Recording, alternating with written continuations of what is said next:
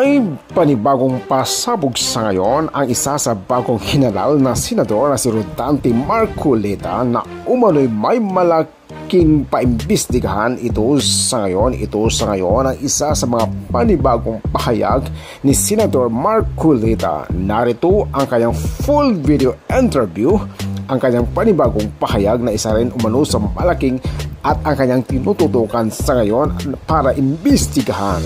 Narito ang kanyang full video. Ako naman si Kudender TV. Dito daw po sa inilabas na archive ng Senado sa isang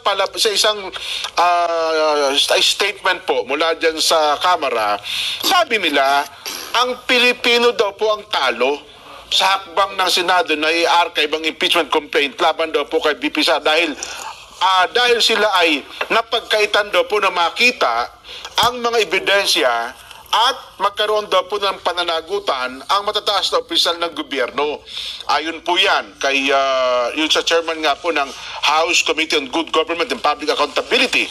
Mag-iitong ating kaibigan, si Kong si Alonto Adjong, sabi niya talo ang Pilipino. Talo daw po ang Pilipino sapagkat in-archive ninyo. Hindi tuloy masasagot ni BP Inday Sara ang mga paratang sa kanya. Yan ang hirap pagka ganyan. Ang palaging iniisip ang Pilipino. Opo. O kung ba iniisip nyo Pilipino, ipagpalagay na natin na gusto nating ituloy yan. Magkano ba yung involved na amount dyan? Ilang milyon? Parang 612 million, more or less. Palagay mo. Magkano yung ating ginugol sa baha? 500 billion yung pinakahuli. Lahat ngayon, 1 trillion naman yun. 1 trillion na. 1 trillion yun? 1 trillion, opo. Pero wala man lang isa na gustong imbestigahan ito. Nasaan ang katwiran dyan? Na akala mo talo ang Pilipino sa 600 million. Hindi talo sa 1 trillion.